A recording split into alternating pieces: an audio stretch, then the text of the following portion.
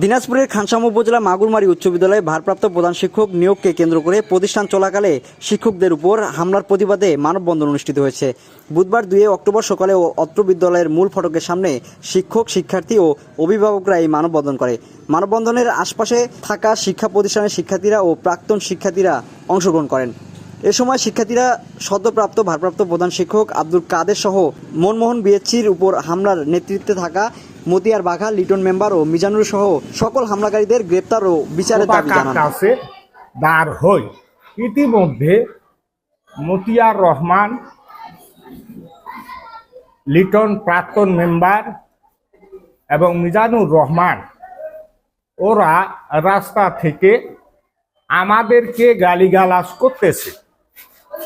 বিশেষ করে মনমোহন বর্মন বিএসসি মাগুরমারি উচ্চ বিদ্যালয় ওকে উদ্দেশ্য করে গালিগালাজ করতেছে। ঠিক সেই সময় মনমোহন বর্মন হাত তুলে বললেন যে, ভাই আমাকে কেন এভাবে গালিগালাজ করতেছো? আমার কোনো তো দোষ নাই। এই মোহাম্মদ আব্দুল কাদেরকে যে দায়িত্ব টিওনো স্যারেই দিয়েছেন।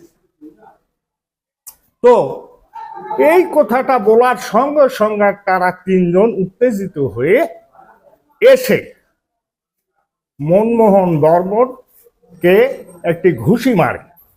মতিয়ার রহমান তার স্যান্ডেল উঠে মনমোহন বিএসসির উপর 8 থেকে 10টা আঘাত করল এবং তৎসঙ্গে আমাদের হরিকেশ্বর স্যারকেও একটি ধাক্কা দিল।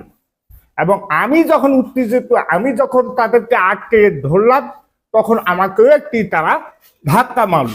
ধাক্কা মারার পর তারা খুব যখন ছাত্রছাত্রীরা ভয়ে উপরতলায় উঠল, তখন ইতিমধ্যে আরো ওদের সহপাঠী মতিয়ার রহমানের 2 থেকে 3টা ছেলে, তারপর ওর ভাই ইত্যাদি মহিলা সহ উত্তেজিত হয়ে আমাদের স্কুলে চড়াও হয় এবং আরো এলাকার জনসাধারণ এসে এটাকে থামাথামি করে। বিদ্যালয়ে এই প্রধান শিক্ষক অবসর নেওয়ার পরিপ্রেক্ষিতে লিটন মেম্বার, মিজানুর রহমান, মতিয়ার রহমান আমাদেরকে বিভিন্নভাবে প্রতিষ্ঠানে এসে কয়েকদিন ধরে ধুমকি ধামকি দিয়ে আসছে যে ওদের মনোমতো লোককে আমাদের ভারপ্রাপ্ত প্রধান শিক্ষক হিসাবে নিয়োজিত করতে হবে। আমরা বলছি যে, আমি বলছি আমার ব্যক্তিগত মতামত থেকে যে আমি ওগুলো বলতে পারবো না। যিনি ম্যানুয়ালি আসবেন তিনি এই চেয়ারে বসবেন।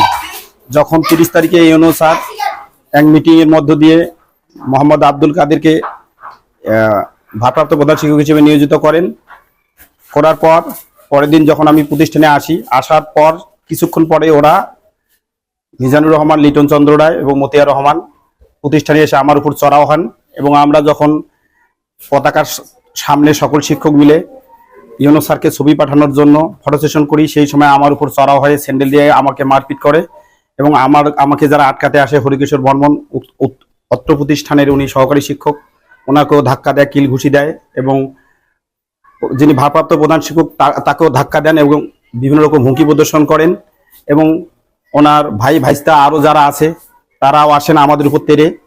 পরবর্তীতে আমরা নিরাপত্তার জন্য একটা অফিস কক্ষে আমরা প্রবেশ করি।